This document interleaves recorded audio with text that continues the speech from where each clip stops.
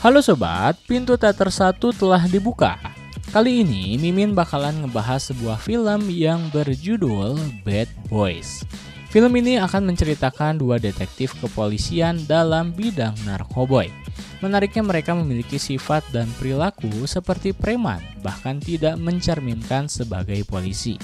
Tingkah laku mereka dalam menjalankan misinya penuh dengan hal-hal yang menarik dan unik untuk diikuti. Karena salah satu dari mereka memiliki kepribadian yang kocak. Selain itu, mereka nantinya akan berhadapan dengan komplotan pencuri yang mencuri barang bukti narkoboy yang berada di kantor polisi. Penasaran bagaimana kelanjutan ceritanya? Tanpa menunggu banyak lama, mari kita mulai intronya.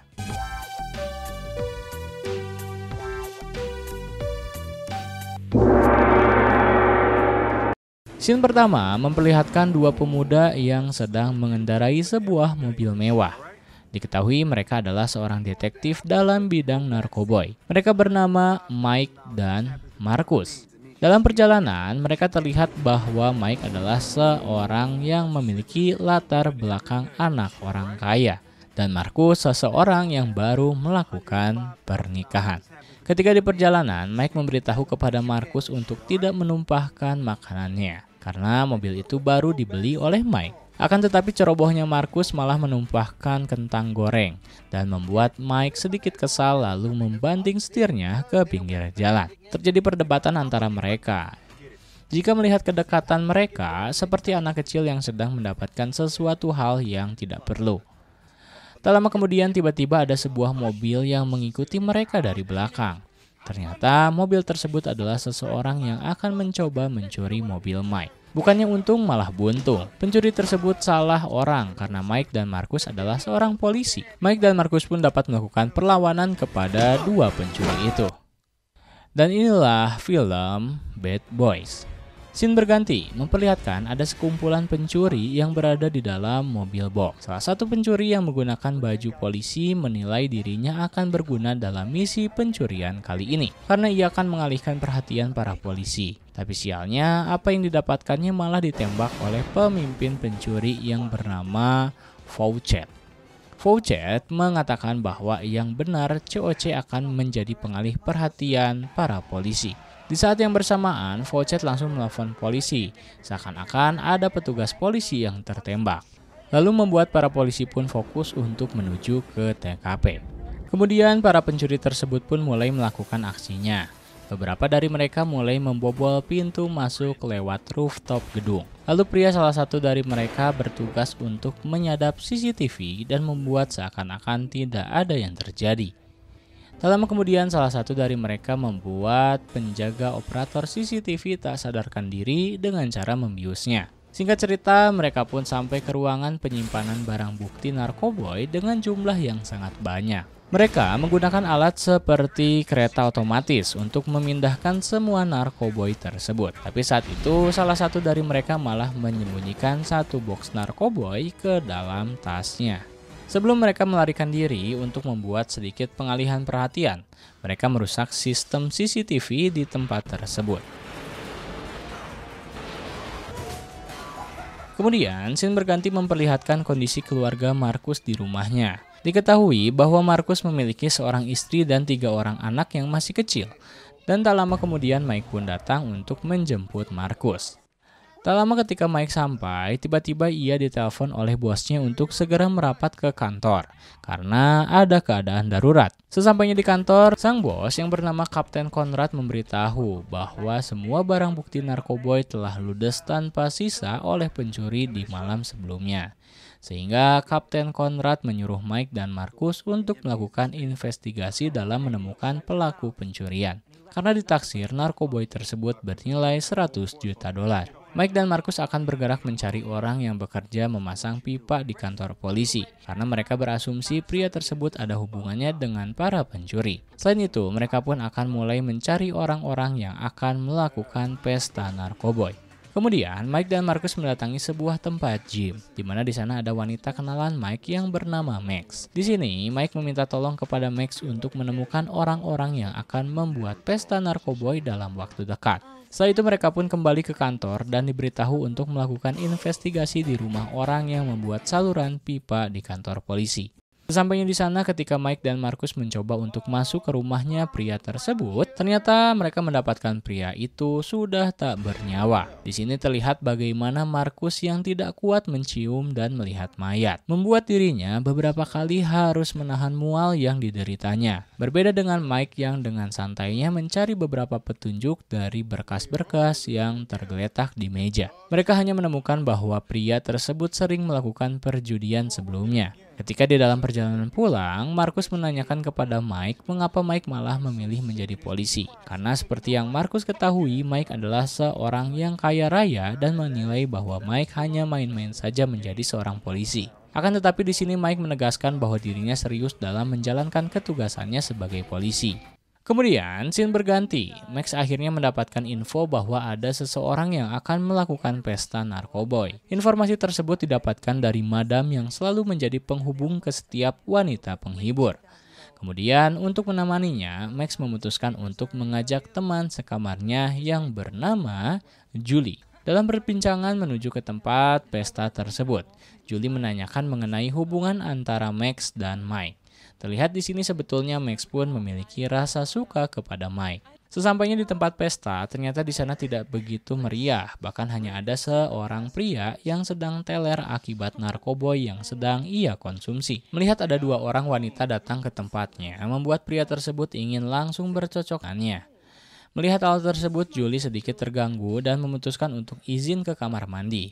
Lalu tak lama kemudian, Faucet dan komplotannya pun datang. Faucet langsung memarahinya karena telah mencuri barang curian miliknya. Karena ketika Faucet akan melakukan transaksi dengan pihak ketiga, dirinya menyadari barang curian miliknya telah berkurang. Kejadian tersebut membuat Faucet memutuskan untuk membunuh Max dan pria tersebut di tempat kejadian, agar tidak ada saksi mata yang melihatnya. Akan tetapi sayangnya Julie melihat semuanya dan mencoba untuk kabur dari tempat tersebut. Beruntungnya Julie dengan modal nekat melompat dari lantai atas menuju kolam renang membuatnya berhasil melarikan diri.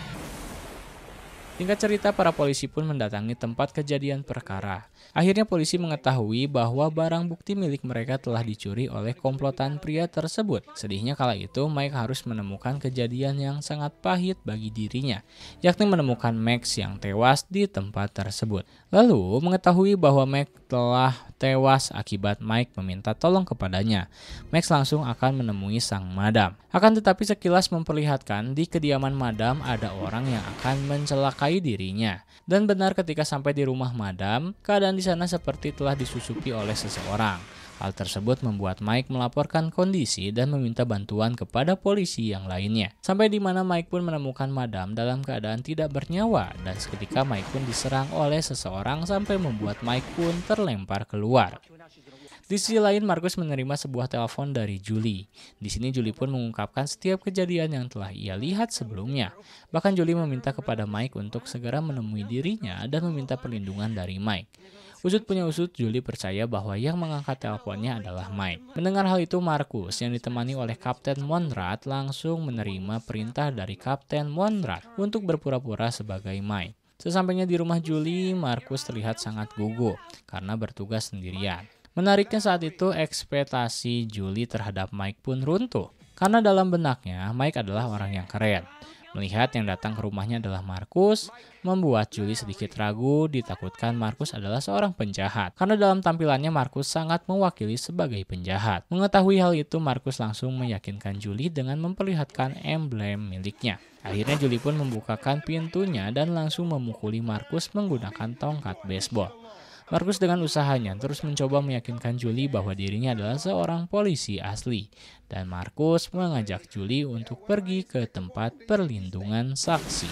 Tak lama kemudian, anggota kelompok pencuri yang bernama Casper dan Ferguson mendatangi mereka dan menembak pintu milik Julie. Seketika baku tembak antara mereka dengan Marcus pun tidak terelakkan. Beruntungnya saat itu Marcus berhasil membawa Julie melarikan diri dari rumahnya. Akan tetapi menarik, Marcus malah membawa Julie ke rumah Mike. Di sana, ketika meminta kunci rumah Mike ke penjaga rumah, penjaga tersebut tertawa dan menganggap Marcus membawa selingkuhannya dengan menggunakan rumah Mike. Sesampainya di rumah Mike, Markus terlihat kebingungan mencari di mana saklar lampu berada. Hal itu menjadi kejadian yang menarik karena seharusnya Markus harus berperan sebagai Mike. Untuk membuat Julie tetap percaya, Markus pun masih dalam perannya bahwa dirinya adalah Mike. Kemudian akhirnya Julie pun bercerita mengenai hal yang ia temukan ketika di tempat kejadian perkara sebelumnya. Julie mengungkapkan bahwa akan ada transaksi besar yang akan dilakukan oleh pihak pencurian dalam waktu 4 hari mendatang. Selain itu, Markus pun pulang ke rumahnya. Ya, istrinya mencium bau parfum wanita lain di badan Markus, membuat istri Markus pun sangat marah besar dan melepaskan cincin kawinnya. Di sini Markus pun disuruh untuk tidur di luar. Keesokan harinya, Markus pun bertemu dengan Mike. Markus menceritakan semua peristiwa yang ia telah lakukan sebelumnya. Markus malah memarahi Mike dan menanyakan di mana Mike sebelumnya. Karena dia harus kena getahnya dan membuat istrinya menyuruhnya tidur di luar. Akhirnya mereka pun bertemu Kapten Conrad yang sedang asik bermain basket. Mereka melaporkan segala yang terjadi sebelumnya. Di sini Kapten Conrad tidak ingin tahu bahwa Markus harus tetap berperan sebagai Mike agar Julie pun tetap percaya kepadanya. Mereka pun berdiskusi dan membuat sebuah rencana untuk berpindah tempat, yakni Mike akan tinggal sementara di rumah Markus untuk menjaga keluarganya. Markus pun akan tinggal di rumah Mike sementara waktu. Lalu, untuk meyakinkan istrinya, Markus bersiasat bahwa dirinya mendapatkan tugas dari kantor pusat dan nantinya Mike akan tinggal di rumah untuk menjaga istrinya dan keluarganya. Sesampainya di rumah Mike, Markus terkaget karena melihat Julie menggunakan celana gemes di hadapannya. Di sini Julie menanyakan kepada Markus siapa foto yang ada di hadapannya. Markus menjawab bahwa itu adalah teman kerjanya. Sialnya di sini Markus dianggap pelangi oleh Julie karena menyimpan bahwa foto lelaki di rumahnya. Setelah itu Markus mencoba memperlihatkan beberapa foto tersangka kepada Julie. Tapi di sini Julie malah membicarakan hal lain yang tidak penting. Tetapi ketika memperlihatkan salah satu tersangka, Julie teringat pria tersebut berada di TKP sebelumnya dan pria itu bernama Noah. Kemudian Markus pun bertemu dengan Mike dan memberitahu kepadanya bahwa ia tidak kuat jikalau harus membohongi terus istrinya. Begitupun Mike yang menyinggung dengan candaan bahwa rumah Markus seperti kebun binatang. Mendengar hal tersebut, Markus sedikit kesal atas apa yang dilakukan oleh Markus. Lalu mereka pun meminta tolong kepada anggota yang lainnya untuk menemukan informasi mengenai pencuri tersebut. Akan tetapi hal itu tidak dapat dilakukan karena aksesnya telah ditolak. Kemudian Mike dan Markus pun pulang ke rumah Mike. Di sini Mike sedikit kesal karena rumahnya malah berantakan karena ulah anjing yang dibawa oleh Julie. Di sini Mike berkenalan dengan Julie dengan mengakui bahwa dirinya adalah Markus. Tak lama kemudian Julie pun bertanya kepada Markus mengenai tentang rencana mereka yang akan menyergap Noah di sebuah klub malam. Mendengar hal tersebut, Mike pun sedikit kesal karena tidak mengetahui rencana Markus dan Julie. Setelah itu, tiba-tiba ada seorang wanita penghibur yang datang ke rumah Mike. Ternyata wanita tersebut adalah wanita yang sering disewa oleh Mike untuk bercocok tanam. Melihat hal itu membuat Markus panik dan menyuruh wanita itu untuk keluar dari rumah Mike. Lalu Markus dan Mike pun mempercepat rencana agar mereka dapat mendatangi klub malam yang telah diketahui bahwa di sana ada Noah. Di sisi lain, Julie yang ditinggalkan di rumah Mike tidak bisa menahan amarahnya dan ia pun membawa salah satu pistol miliknya untuk ia gunakan. Julie menilai ia harus melakukan sesuatu karena teman baiknya telah tewas di tangan para pencuri. Scene berganti, di klub malam Mike menegaskan kepada Markus untuk tidak membuat keributan dan memakan korban jiwa. Ketika di dalam, Casper menyadari bahwa di situ ada Markus dan menyuruh anak buahnya untuk menyerang Markus ketika di toilet, sehingga terjadi perkelahian antar Markus dengan Casper.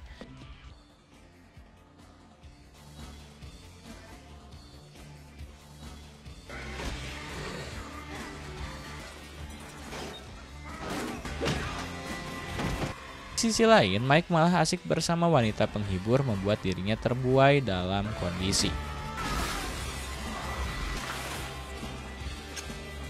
Kemudian, setelah Markus berhasil mengalahkan Casper dan anak buahnya, yang melihat di sana ada Julie yang sedang menodongkan pistol kepada Noah, membuat seketika Markus pun mencoba mencegah Julie. Akan tetapi hal itu membuat sebuah keributan di dalam klub dan membuat anak buah Noah pun menyerang mereka. Akhirnya Mike, Markus, dan Julie pun mencoba melarikan diri, disusul oleh Noah beserta anak buahnya mengejar mereka. Beruntungnya truk yang ditunggangi oleh Mike CS berisikan bahan kimia yang mudah meledak. Ketika dalam kejar-kejaran antar mereka, Mike melemparkan tabung tersebut ke arah Noah dan membuat mobil Noah meledak, termasuk di sini pun Noah tewas seketika. Akan tetapi hal itu menjadi permasalahan baru bagi mereka, karena petunjuk untuk mendapatkan bos pencuri telah sirna karena Noah saat itu telah tewas. Setelah itu mereka mengantar Julie ke sebuah minimarket untuk membeli keperluan pribadi. Ada hal yang menarik ketika sang kasir mencurigai Mike dan Markus adalah seorang penjahat. Tapi tetap di sini mereka mencoba untuk meyakinkan sang kasir bahwa mereka adalah seorang polisi. Sang kasir tetap tidak percaya akan hal itu dan membuat dirinya menodongkan pistolnya sebagai upaya bertahan diri. Melihat hal tersebut, Mike dan Markus terpaksa menodongkan pistolnya kepada sang kasir untuk membungkamnya. Kemudian mereka pun memutuskan untuk pulang ke rumah masing-masing. Seperti yang kita ketahui sebelumnya bahwa Mike akan pulang ke rumah Markus, begitupun sebaliknya. Sesampainya di rumah, ada sebuah kejadian di mana Julie mencoba untuk menggoda Markus agar bercocok tanam dengan dirinya. Akan tetapi, di sini Markus memperlihatkan kesetiaannya kepada istrinya. Ia tetap teguh dalam pendiriannya untuk tidak berselingkuh. Di sisi lain, Mike dan Teresa sedang melihat foto-foto Markus di kala muda. Mereka pun berbincang dan menertawakan foto tersebut. Seketika ada telepon dari Markus, lalu Mike pun mengangkat telepon. Menariknya di sini, seakan-akan bahwa Mike dan Teresa sedang melakukan bercocok tanam karena beberapa kali ada gelagat Teresa yang menggambarkan hal itu. Markus yang salah paham langsung bereaksi untuk mengajak Julie pergi ke sebuah tempat. Karena di sini Markus sangat kecewa mengetahui teman baiknya telah mengkhianatinya. Sesampainya di rumah, Markus mencoba untuk memborgol Julie agar kabur. Di sisi lain, Mike pun tersadar bahwa ada sebuah mobil yang sedang mengawasi di luar sana. Setelah itu, Markus pun mencoba untuk mengendap-endap ke lantai atas karena ingin memergoki apa yang dilakukan oleh Mike dan Teresa. Padahal itu semua adalah sebuah kesalahpahaman. Sialnya, Markus terjatuh dan membuat keributan. Mendengar kegaduhan, hal tersebut membuat Mike turun dan mencoba menghajarnya karena Mike saat itu belum tersadar pria tersebut adalah Markus. Akan tetapi beruntungnya, di saat Mike menodongkan pistolnya, Markus pun segera memberitahukan kepadanya. Di sini Markus sangat kecewa atas apa yang telah dilakukan oleh Mike karena berselingkuh dengan istrinya. Mike hanya menanggapi dan memberikan respon bahwa itu adalah sebuah hal yang mustahil karena Mike akan melakukan tugasnya dengan profesional, bahkan tidak mungkin mengkhianati teman baiknya. Di sisi lain, rekan kerja Mike berhasil menangkap orang yang benar-benar sedang mengintai kediaman Markus. Keesokan harinya mereka pun melakukan interogasi dan bertanya tentang siapa yang menyuruhnya dan didapatlah satu nama yang bernama Faucet. Lalu atasan Kapten Conrad memberikan sebuah intervensi. Karena jikalau kasus yang sedang ditangani tidak membuahkan hasil yang berarti, mereka akan didesak untuk dipindah tugaskan bersama yang lainnya. Hal itu membuat Mike dan Markus segera bergerak untuk mendapatkan informasi dari Jojo. Jojo tukang bengkel yang dulunya adalah seorang pencandu narkoboy, malah memperlambat gerakan mereka karena terus tidak memberikan informasi yang berarti. Terdesak dengan kondisi seperti itu, membuat Markus menodongkan pistolnya dan bertanya secara serius mengenai siapa pengedar narkoboy yang sangat berpengaruh. Lalu didapatkan sebuah nama yang bernama Elliot. Setelah itu mereka pun mencoba untuk mengawasi Elliot ketika akan bertemu dengan Faucet. Tapi sayangnya Faucet mengetahui aksi yang sedang dilakukan oleh Mike dan Markus. Itu membuat Faucet menyuruh anak buahnya untuk mengawasi keberadaan mereka. Di sisi lain, anak Markus dan Teresa mendapatkan sebuah tayangan di televisi bahwa Mike dan Markus sedang melakukan aksi penggerebekan. Hal ini membuat Teresa tahu bahwa Markus telah berbohong. Seketika membuat Teresa memutuskan untuk ke rumah Mike. Sementara itu, Mike dan Markus sedang bersiap-siap untuk menangkap Faucet. Tapi sialnya di sana Teresa hadir terkejut karena Julie lah yang membukakan pintu. Membuat keadaan sedikit tidak terkontrol karena mereka harus tetap dalam tugasnya, tapi di sini Markus yang sangat mencintai Teresa terpaksa menceritakan semuanya. Hal inilah yang membuat Julie karena ia seakan-akan telah ditipu oleh Mike dan Julie menilai dirinya sudah tidak aman lagi. Akhirnya, Julie memutuskan untuk keluar dari rumah Mike. Sayangnya anak buah Faucet telah menemukan rumahnya. Kemudian baku tembak pun tidak terelakkan. Di sini Casper dan Ferguson berhasil menculik Julie.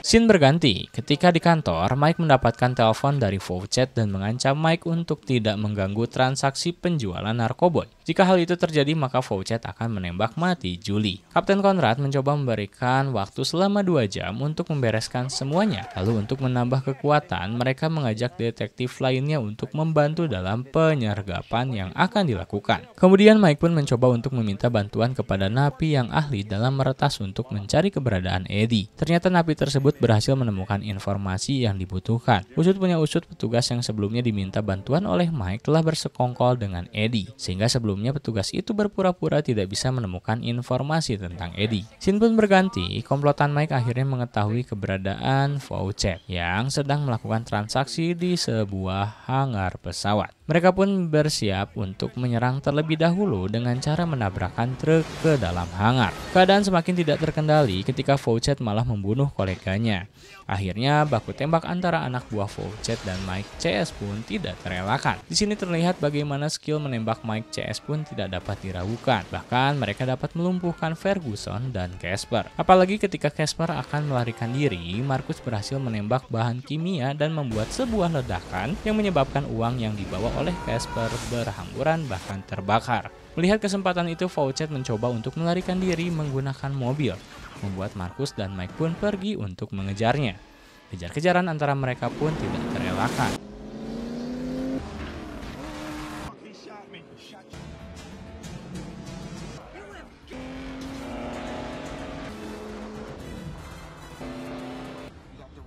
Sampai di mana Marcus yang memacu mobilnya dengan kecepatan penuh berhasil membuat mobil milik Faucet menabrak pembatas jalan. Lalu Faucet yang berhasil selamat mencoba untuk melarikan diri. Akan tetapi di sini Mike menembaki kaki Faucet dan membuat dirinya terkapar di tanah. Ketika Mike dan Marcus pun mencoba untuk mendatangi Faucet, Faucet masih berupaya untuk menembak mati Mike. Akan tetapi di sini Marcus berhasil membunuh Faucet sebelum hal itu terjadi. Dan scene terakhir, hubungan persahabatan Mike dan Marcus pun semakin erat. Dan di sini Marcus memborgol tangan Mike dan Julie. Kemudian Marcus pun memutuskan untuk pulang. Tamat.